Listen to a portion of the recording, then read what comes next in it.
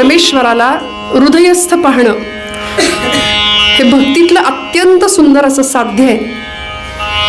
ज्ञानदेव म्हणे ज्योतीची निज ज्योती, तेहे उभी मूर्ती विटेवरी, किंवा तेहे मूर्ती उभी विटेवरी. आतमधला परमेश्वर मला डोळ्यांनी पाहता आला आणि हे भाग्य आमच्या अनेक संतांनी घेतलं. मंडळी, दत्त जयंतीचा पर्वकाळ चालू आहे आणि उद्या मार्गशीर्ष पौर्णिमेचा पर्वकाळ. मार्गशीर्ष मास भगवंतांची विभूती आहे. 12 महिन्यांच्या मध्ये मासानाम मार्गशीर्षोस्मी. प्राण्यांच्या मध्ये सिंह, फुलांमध्ये गुलाब पुष्प. पांडवानाम धनंजय, पांडवांच्या मध्ये धनंजय म्हणजे अर्जुन. इंद्रियाणाम मनश्चास्मी, सकल इंद्रियांच्या मध्ये मन म्हणजे भगवंत. धातूनाम अस्मी कांचनम, धातूंच्या मध्ये स्वर्ण हा धातू. हे सगळं भगवंताच्या विभूती आहेत. आणि मार्गशीर्ष मास ही भगवंतांची विभूती. पौर्णिमेचा आजचा हा पर्वकाळ.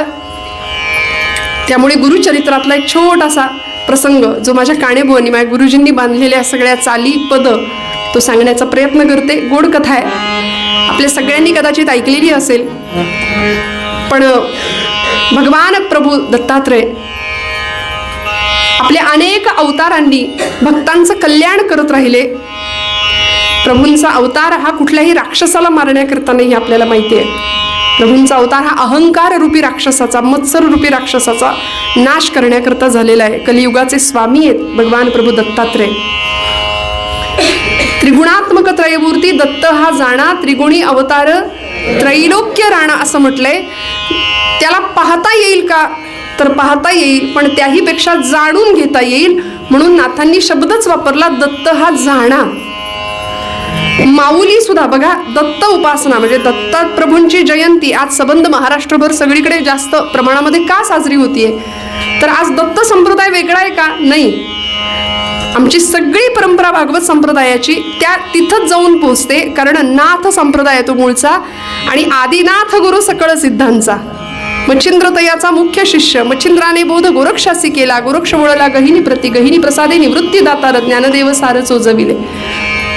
त्यामुळे अशी सुंदर उपासना आज दत्त उपासना आपल्याला पाहायला मिळते. भगवान प्रभू दत्तात्रयांनी आपल्या अनेक अवतारांमध्ये प्रत्येक अवतारात भक्तांचं कर्तुम अकर्तुम अन्यथा कर्तुम असं कल्याणच केलेलं आहे. त्यांचा नृसिंह सरस्वती या अवतारामध्ये गाणगापूरला महाराजांचं वास्तव्य होतं. आणि गाणगापूरला महाराज, आपण जर कोणी पाहिला असेल गाणगापूरचा मठ, तर त्या गाणगापूरच्या मठापासून भीमा आणि अमरजा नदीचा संगम आहे. तो संगम मठापासून अगदी 2 मैलाच्या अंतरावर, पूर्वीचं गणित, त्या अंतरावर मध्यभागी एक विश्रांती कट्टा नावाचं ठिकाण आहे. आणि त्या विश्रांती कट्ट्यावर दत्तप्रभू रोज बसायचे. स्नानाला जाताना आणि येताना रोज त्या कट्ट्यावर विश्रांती घ्यायचे. म्हणूनच त्याला नाव पडलं विश्रांती कट्टा. काय घडलं, कसं कल्याण करावं भक्तांचं आणि भक्तांनी सुद्धा भगवंतांना कसं पाहावं, असा एक अत्यंत सुंदर भगवान प्रभूंचा निष्ठावंत भक्त होता की ज्याने खरंच भगवान परमात्म्याची इतकी सुंदर उपासना केली, इतकी सुंदर भक्ती केली, कर्मपूजा केली, पण भगवंताला हृदयामध्ये ठेवून दिलं. ज्ञानदेव म्हणे ज्योतीची निज ज्योती या पद्धतीने अंतरंगामध्ये परमेश्वराचा सहज सतत वास ठेवला आणि अनुभव घेत राहिला. काय घडलं, त्रिविक्रमयतीच्या गर्वाहरुनी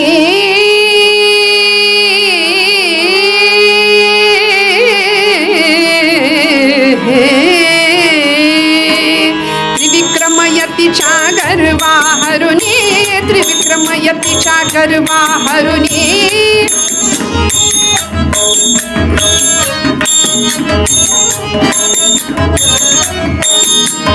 त्रिविक्रमयतीच्या गर्वाहरुनी पुत्र दिला वांझेला. हा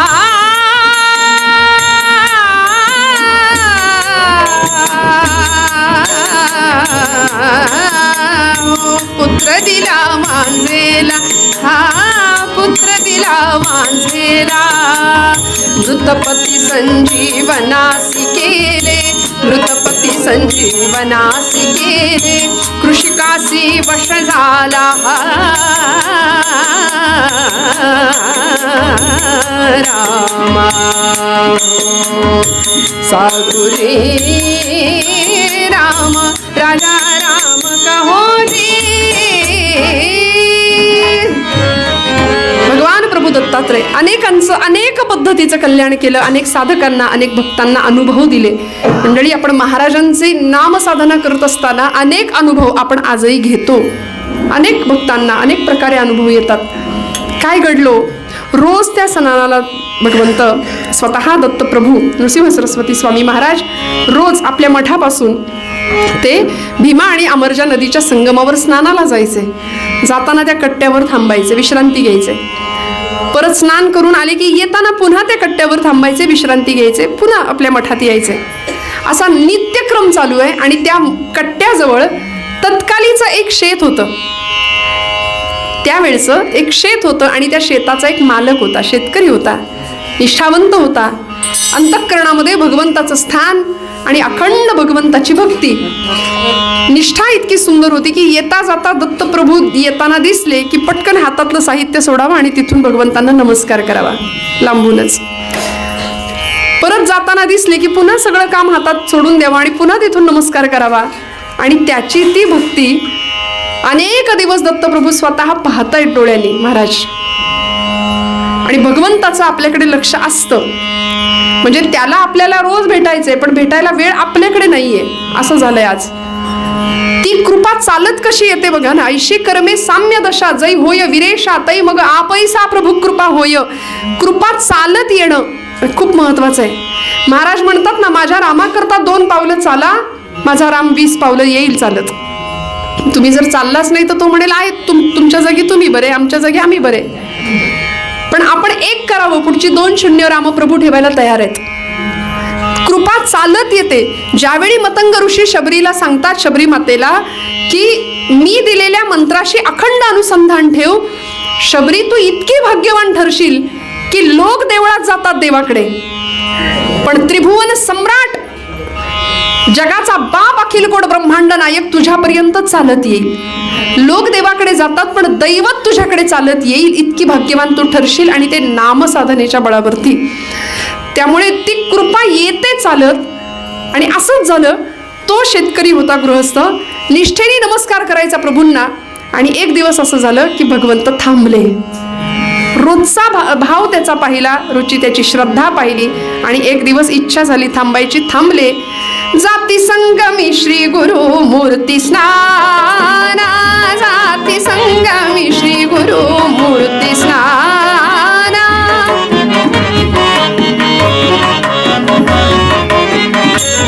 जाती संगमी श्री गुरु मूर्ती स्नाना. मार्गी वंदितो हा, मार्गी वंदितो शेतकरी जाना, मार्गी वंदितो शेतकरी जाना. त्यास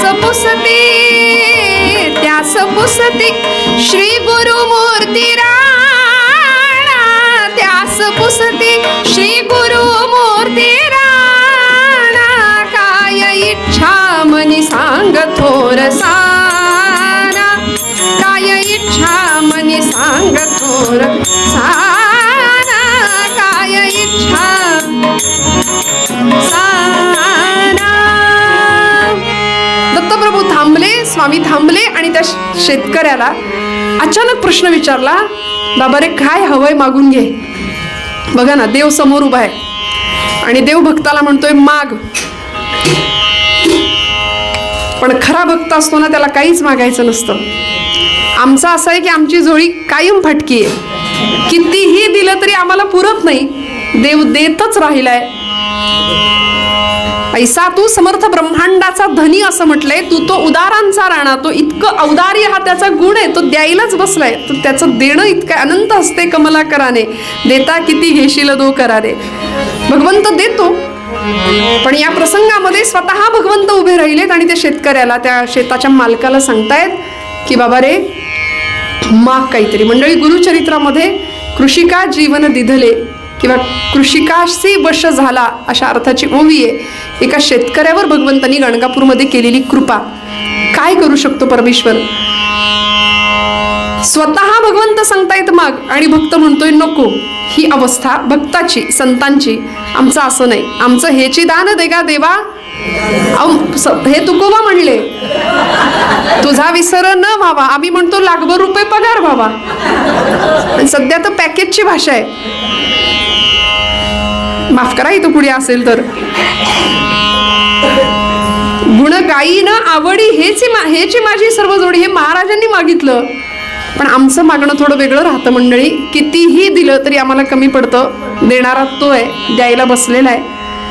मला तर असं वाटतं माझ्या समोर जर भगवंत उभा राहिला तर प्रत्येकाचं ठरलेलं आहे ना, काहीतरी हवंय, आसक्त आहेच आहे जीव. मी तर म्हणेन लोकसभेचं, विधानसभेचं एखादं तिकीट मागून घ्यावं. देव असा समोर उभा राहिला तर किती आनंद. आमची यादी संपणार नाही इतकी यादी आहे. पण खरा भक्त काहीही मागत नाही. निष्काम उपासना, निष्काम भक्ती. आम्ही सकाम भक्ती करतो. म्हणून मी बऱ्याचदा एक शब्द वापरते की आम्ही भक्तीच्या प्रांतामध्ये बऱ्याचदा आम्ही खूप लबाड माणसं आहे. कारण देवाकडे आम्ही जातो ते काहीतरी मागण्याकरता जातो. काहीच नको, फक्त नाम करायचंय, फक्त नामसाधना करायची. अशी भक्ती दुर्मिळ आहे मंडळी. स्वतः स्वामी महाराज थांबलेत आणि त्या शेतकऱ्याला विचारतायत, बोल तुला काय हवंय. आता तो भांबावून गेला. अचानक आलेला प्रश्न. नाही, गुरु थांबतील असं ध्यानीमध्ये नाही, तो निष्ठेने फक्त नमस्कार करायचा. आणि अचानक थांबले आणि प्रश्न विचारला, तुला काय हवंय ते मागून घे, मी तुझ्यावर प्रसन्न आहे, जे मागशील ते देईन. मागता आलं असतं, पण तो म्हणाला, महाराज महाराज अहो आम्ही अडाणी माणसं, आम्हाला नाही कळत काय मागायचं असतं. सारखं माग माग माग म्हणून माझ्या मागं लागलायसा. मला नाही कळत काय मागायचं. तरी सुद्धा म्हणाले, माग, माझ्या इच्छेकरता माग, मी प्रसन्न आहे, माझी इच्छा आहे म्हणून तू माग. मंडळी, देवानी मागे लागावं, माग माग माग म्हणून. बरं, हे एक उदाहरण आहेच आहे. महाराज तुकोबरायांच्या सुद्धा मागे भगवंत लागले होते. काहीतरी मागा, काहीतरी मागा, काहीतरी मागा. महाराज म्हणले, हे बघ, तुझे चरण आमच्याकडे गहाण आहेत. गाथेतला अभंग आहे, तुझे चरण गहाण पांडुरंगा, माझ्या वडिलांची मिराशी गा देवा, तुझी चरण सेवा पांडुरंगा. तुला काय मागू आम्ही, तूच आमच्याकडे येऊन बसलायस तिकडे देहूला, तुला काय देऊ. बरं, याच्या पलीकडे भानुदास महाराज, एकनाथ महाराजांचे पणजोबा, भानुदास महाराजांना पांडुरंग परमात्म्याने, कृष्ण परमात्म्याने सांगावं, काहीतरी मागा, काहीतरी मागा. भानुदास महाराज म्हणले, बघ, सारखं मागा मागा करू नको, मला काही नको आहे, तुलाच काही हवं असेल तर माझ्याकडून माग. हे भक्त, ही अवस्था.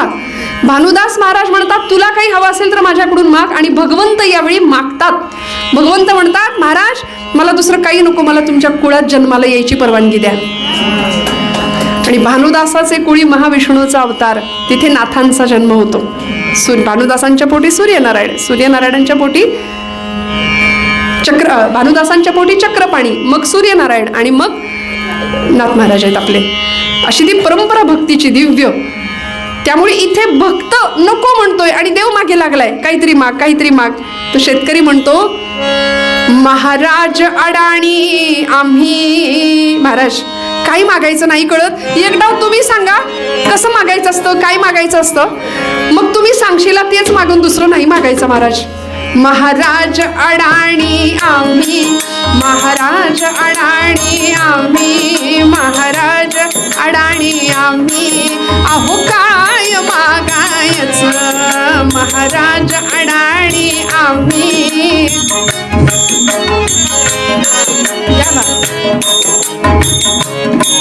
अहो काय मागायचं, लई शेत पिकावं हेची एक सांगायचं, लई शेत पिकावं हेची एक सांगायचं. महाराज अडाणी आम्ही.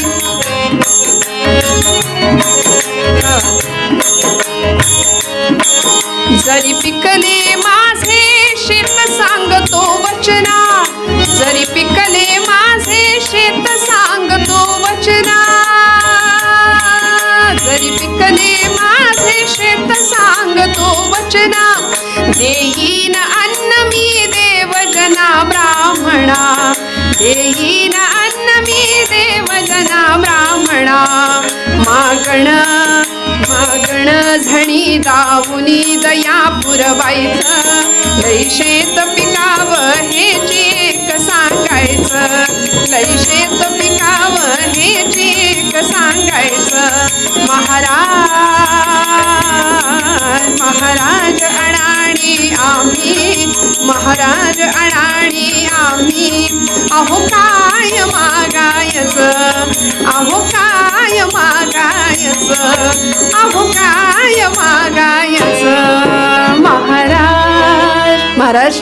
नाही कळत, पण तुम्ही माग माग माग म्हणून छान माझ्या माग लागलायसा, म्हणून आता मागतो तेवढं द्या. आणि काय मागावं? महाराज, हे माझं शेत आहे, थोडी जमीन आहे, पण पोटभर पिकतं, पोटाला पुरेल एवढं, वर्षभर पुरेल एवढं पिकतंय, तुमच्या कृपेनी पोटभर खातोय, प्रपंच माझा सुखाचा आहे, पण तरी सुद्धा मला इच्छा असून अन्नदान करता येत नाही. मला देण्यातला आनंद घ्यायचा आहे, लोकांना वाटण्यातला आनंद घ्यायचा आहे. तेव्हा असं करा, तुमची कृपा झाली तर याच पिकावर मला भरपूर धान्य द्या, याच पिकावर मला भरपूर धान्य द्या. हे त्याचं मागणं, कारण मला देवा ब्राह्मणांना दान करायचंय, मला गरजूंना दान करायचंय. तर त्याचं ते निष्काम मागणं ऐकलं आणि दत्तप्रभूंचे डोळे पाणावले. सांगितलं, काळजी करू नको, या प्रसंगात तुला भरपूर धान्य देईन. भरपूर मोठा कृपाप्रसाद दिला, पण असं आहे, आधी परीक्षा आहे आणि मग कृपा आहे. त्यामुळे दत्तप्रभू म्हणाले, बाबा रे, मी आता स्नानाला निघालोय, परत येण्याची वेळ तुला माहिती आहे. त्या वेळेमध्ये, मधल्या वेळेमध्ये हे जे आत्ता तुझ्या शेतात जे पीक उभं आहे ते सगळं कापून आडवं कर. अहो, ज्वारीची कणसं अशी वाऱ्यावर डोलत होती. ज्या शेतामध्ये घाम सांडला होता, स्वतःचं रक्त सिंचन केलं होतं, जणू काही कष्ट, प्रचंड कष्ट करून जे पीक आता म्हणजे काढणीला आलंय, असं पीक दत्तप्रभू सांगतायत, कापून आडवं कर. मी स्नानाला जातोय, परत येण्याची वेळ माहितीये, या मधल्या वेळेत तुला हे काम करायचंय, करशील? हात श्रद्धाळू होता, महाराजांवर निस्सीम श्रद्धा होती. सांगितलं, स्वामी महाराज, करतो, तुमच्या आज्ञेचं पालन करणं हे माझं काम आहे. श्रद्धा तयाची गुरुराज पायी, आज्ञेप्रमाणे करण्यास जाई. आणि लगेच 4 माणसं कामाला सांगितली. उभं पीक कापायला सुरुवात केली आणि पीक कापताना हातात काम, मुखात नाम, दिगंबरा दिगंबरा श्रीपाद वल्लभ दिगंबरा, हा दिगंबरा दिगंबरा श्रीपाद वल्लभ दिगंबरा, दिगंबरा दिगंबरा श्रीपाद वल्लभ दिगंबरा, दिगंबरा दिगंबरा श्रीपाद वल्लभ दिगंबरा. अवधूत चिंतन श्री गुरुदेव.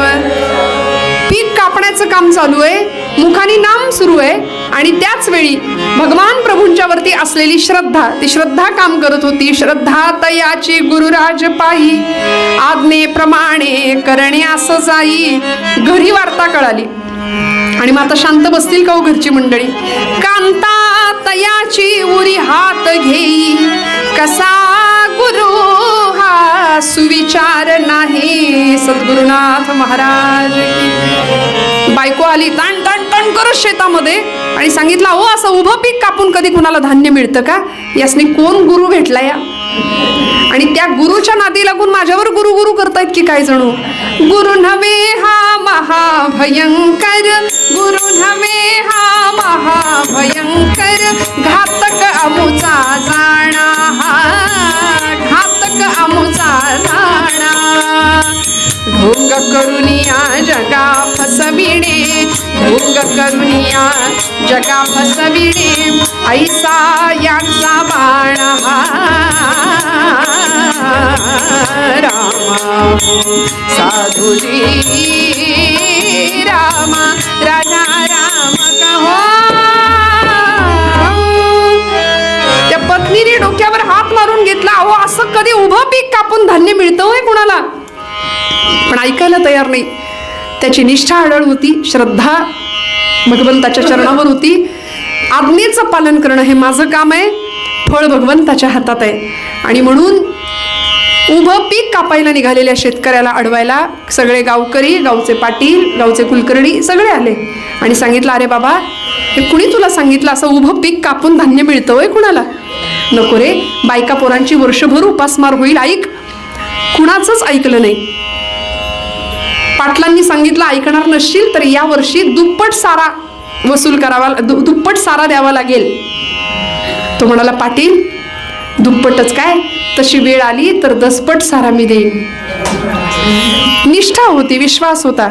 मंडळी, आमच्या बाबतीत विश्वासच नाहीये, ही पहिली गोष्ट आहे. इथून सुरुवात होते.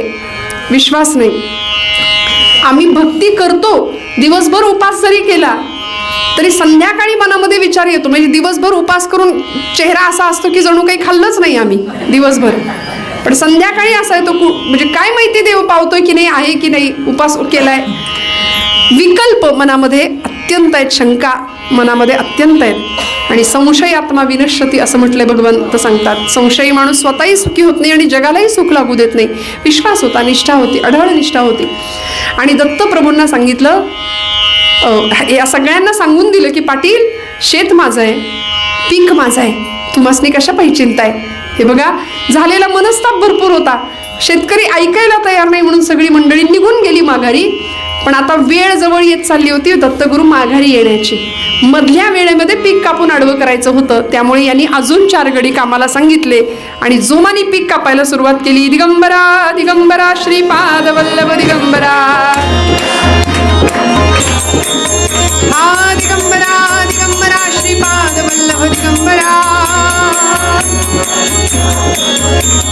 दिगंबरा दिगंबरा श्रीपाद वल्लभ दिगंबरा, दिगंबरा दिगंबरा श्रीपाद वल्लभ दिगंबरा. आणि बघता बघता बघता सगळं पीक कापून आडवं केलं आणि बांधावर उभा राहिला.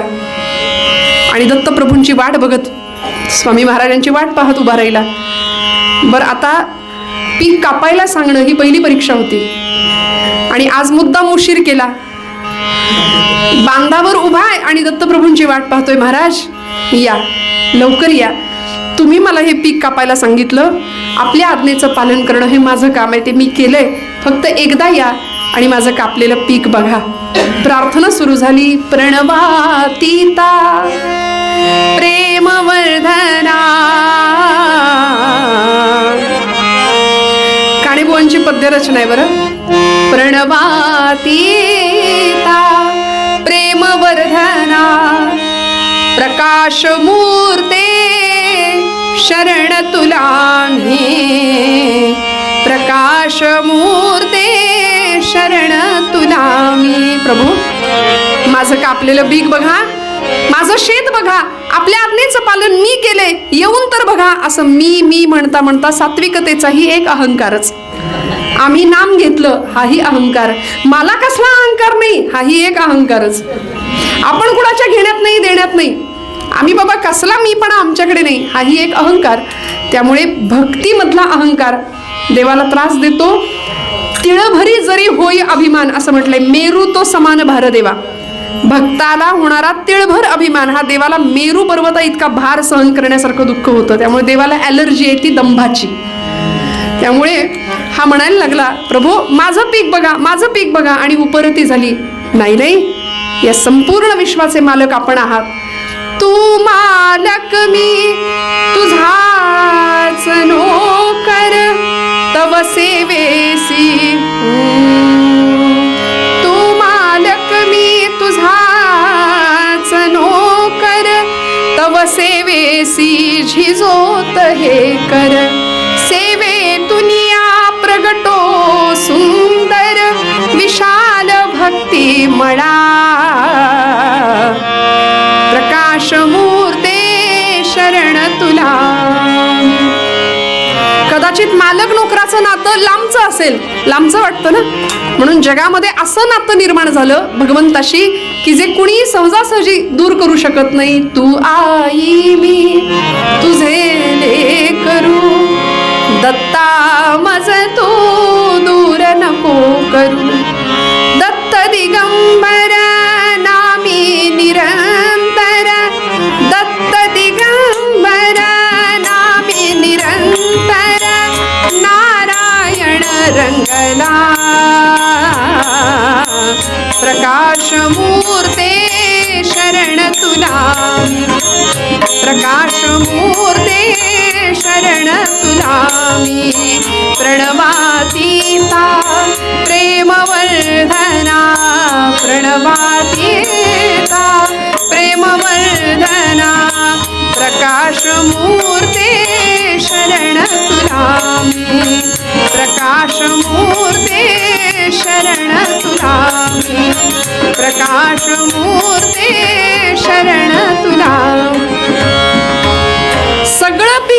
आडवा आहे आणि भगवंताची वाट पाहत उभा आहे. देव येताना समोर दिसले स्वामी आणि तिथूनच आवाज दिला, का थांबला तुम्ही हो, झणी यावे कापले पहा पीक, कृपा कटाक्षे आपण उद्धारावा क्षणीच पायिक.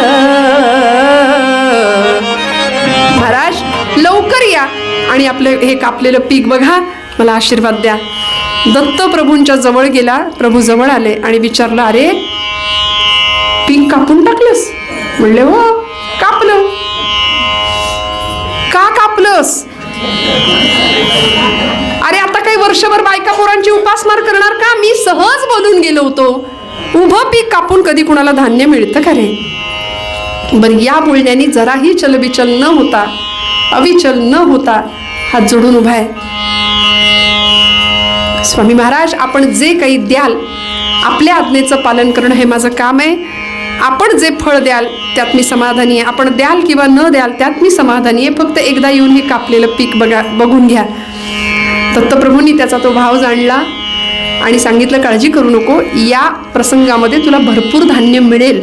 म्हणून मठात गेले आणि मठामध्ये जाऊन ध्यानावस्थेत बसले आणि पंचमहाभूतांना आज्ञा केली.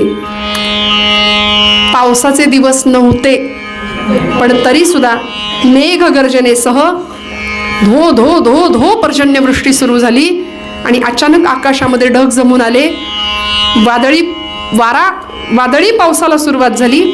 ज्यांनी या शेतकऱ्याला मूर्खात काढलं होतं की नाही, ज्यांनी सांगितलं होतं, अरे असं गुरुच्या नादी लागून काही होतं वय, असं काही नसतं गुरु बिरू, त्यांच्या नादी लागून तू स्वतःच्या प्रपंचाचं वाटोळं करायला निघालास. ज्यांनी मूर्खात काढलं होतं त्यांची पिकं मातीमोल झाली. आणि हे एक क्षेत्र इतकं भाग्याचं ठरलं मंडळी, हे माझ्या पदरचं नाही, ही गुरुचरित्रातली कथा आहे. इतकं भाग्याचं ठरलं, त्याचा परिणाम असा झाला, ओले सड होते जमिनीमध्ये, एकेका सडाला 20-20, 25-25 अंकुर फुटले आणि आहे त्याच क्षेत्रामध्ये 10 पटीने धान्य जोमाने वाढायला सुरुवात झाली. धो धो धो धो पर्जन्यवृष्टी. साम पगमनी दानी सा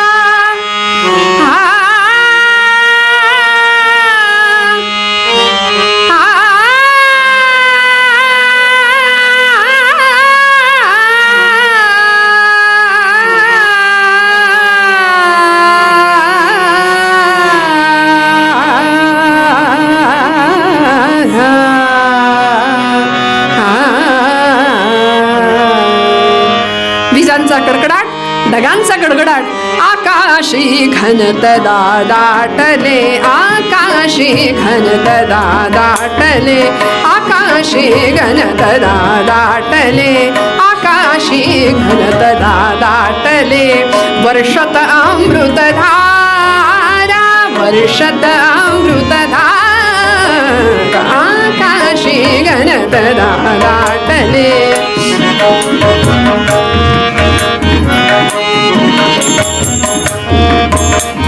चम चम चम चम विजा चमकती, चम चम चम चम विजा चमकती, चम चम चम चम विजा.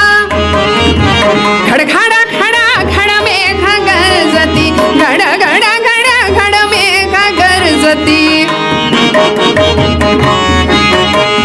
घड घड घड घड मेघ गरजती, चम चम चम चम विजा चमकती, घड घड घड घड मेघ गरजती, चम चम विजा चमकती.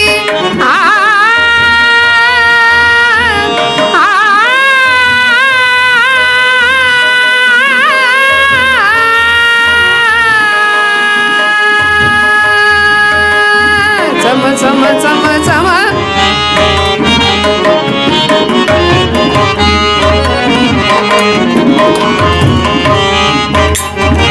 घड घड घड घड मेघ गरजती, घड घड घड घड मेघ गरजती, सोसाट्याने वायू वाहती, सोसाट्याने वायू वाहती, गुरु आज्ञा सुखकारा, गुरु आज्ञा सुखकारा. आकाशी घनत दाटले, आकाशी घन, आकाशी घन, आकाशी घनत दाटले.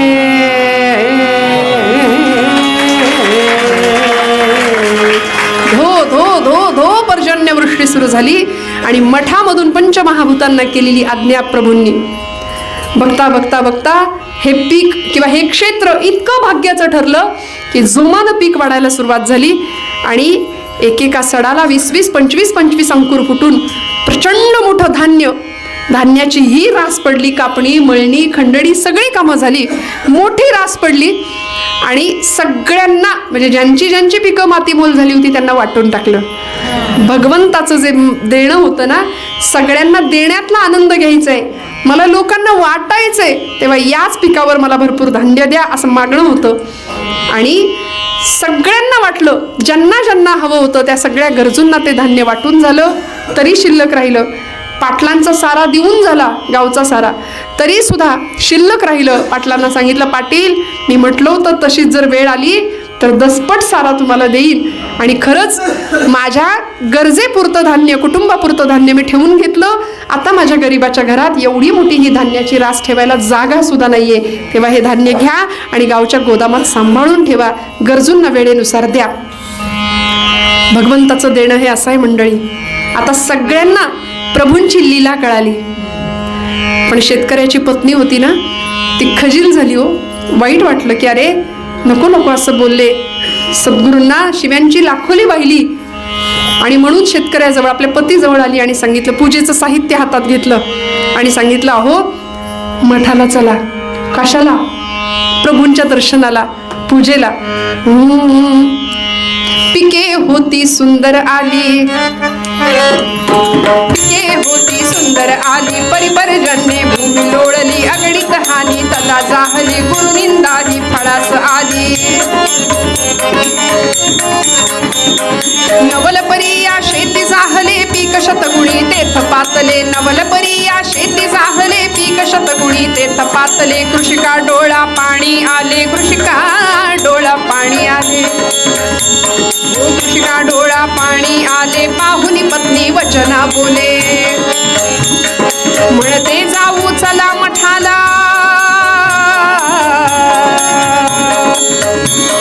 म्हणते जाऊ चला मठाला. श्री गुरुचरणी ठेवू भाला, पूजा करुणी आशीर्वादा. येऊनी नांदू सुखी संपत्ती, येऊनी ते पूजिते श्री गुरु आशीर्वाद त्या देते.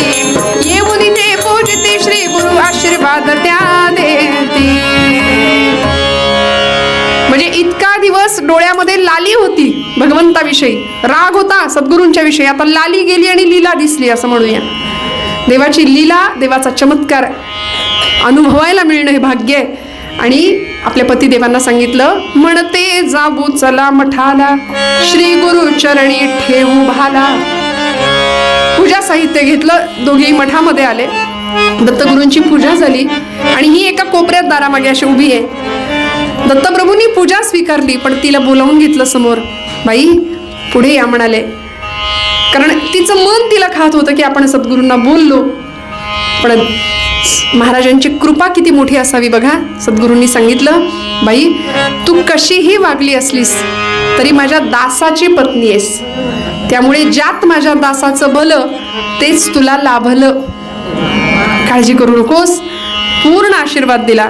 मंडळी, भगवंताचं देणं हे असं आहे, त्याची कृपा इतकी निस्सीम आहे की देव देतो. आपल्याकडे म्हण आहे, देणाऱ्यांनी देत जावे, घेणाऱ्यांनी घेत जावे. आणि घेणाऱ्यांनी घेता घेता एक दिवस देणाऱ्याचे म्हणजे हात इकडून असे कापून वगैरे नाही घ्यायचे ना, ती देण्याची वृत्ती घ्यायची आहे. आणि दाता भवती वानवा असं म्हटलंय. मंडळी, हे भगवंताचं दान कधी मिळतं आम्हाला, भगवंताची कृपा कधी मिळते? जेव्हा भगवंताला आम्ही चराचर सृष्टीमध्ये पाहतोच, चर्मचक्षुंनी देवाला विटेवर पाहतोच, पण अंतःचक्षुंनी तो देव हृदयामध्ये ज्यावेळी स्थित होतो, निष्ठेनी श्रद्धेनी त्याला पूजलं जातं, त्यावेळी भगवंत इतकं बहाल करतो, इतकं देतो की तो स्वतःला देऊन टाकतो. देव स्वतःला देतो. ज्ञानोबरायांना हाच अनुभव आला की पांडुरंग परमात्म्यांनी समाधी अवस्थेमध्ये, ज्ञानोबराय ज्यावेळी समाधी घेण्याकरता निघाले, परवानगी मागितली, त्यावेळी पांडुरंग परमात्म्यांनी माऊलींना आलिंगन दिले. देव स्वतःला देऊन टाकतो भक्ताला. रामानी स्वतःला देऊन टाकलं महाराजांना. आणि म्हणून रामांना सुद्धा करमत नव्हतं महाराजांच्या शिवाय, देवाला करमत नाही भक्ताशिवाय. अशी अवस्था आपली व्हावी. देवभक्त सुखाचा सोहळा असं म्हटलंय. प्रत्येक जन्म संतांनी का मागून घेतला? तुका म्हणे गर्भवासी सुखे घालावे आमासे. असं का? कारण प्रत्येक जन्मामध्ये मी भक्त तू देवा ऐसे करी, मी भक्त तू देवा ऐसे करी. म्हणजे साक्षात्कार झाला अद्वैताचा, तरी सुद्धा मला वेगळं ठेव. का तर मला तुझं नाम घेण्यामध्ये, मला तुझी पूजा करण्यामध्ये मला जो आनंद मिळतो तो कशात नाही मिळत. हा अनुभव आमच्या सगळ्या संतांनी घेतला. ज्ञानोबरायांचा तर अनुभव विलक्षण आहे. स्वतः देवाला पाहिलं, देवाला ओळखलं. मंडळी, आम्हीही देवाला पाहिलं पाहिजे, आम्हाला त्याला ओळखता आलं पाहिजे. आणि तो कुठे दिसेल? सगळ्यात आधी डोळे बंद केल्यानंतर आतमध्ये, आमच्या हृदयामध्ये असलेला तो भगवंत आम्हाला पाहायला मिळेल. बऱ्याचदा असं असतं की आहेत ते भाडेकरू काढून टाकल्याशिवाय नवीन भाडेकरू घरात ठेवता येत नाही, किंवा जुनं फर्निचर काढल्याशिवाय नवीन फर्निचर भरता येत नाही. तसा बराच कचरा साठलेला आहे आमच्या हृदयामध्ये, आमच्या मनामध्ये. षड्विकारांच्या रूपाने तो कचरा जोपर्यंत आम्ही काढत नाही, जोपर्यंत तिथे स्वच्छ जागा होत नाही, तोपर्यंत भगवंत येऊन प्रतिष्ठित तिथे भगवंत येणार नाही. आणि तो यावा असं वाटत असेल तर आम्हालाही त्याचं स्वरूप जाणून घ्यावं लागेल. जी कृपा त्या एका भक्तावर झाली गाणगापुरामध्ये, ती कृपा आपल्यावर सुद्धा होईल. फक्त भगवंताला बघावं लागेल. कसं?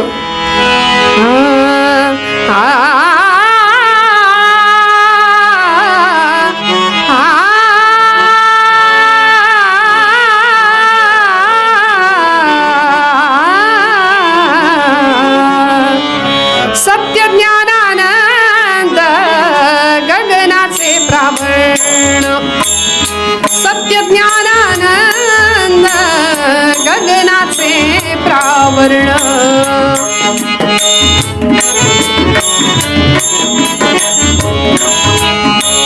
सत्य ज्ञानानंद गगनाचे प्रावरण. नाही रूप वर्ण गुण जेथे, नाही रूप वर्ण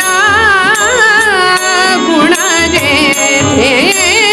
तो हरे श्री हरी पाहिला डोळे भरी, तो हरे श्री हरी पाहिला डोळे भरी, तो हरे श्री हरी पाहिला डोळे भरी.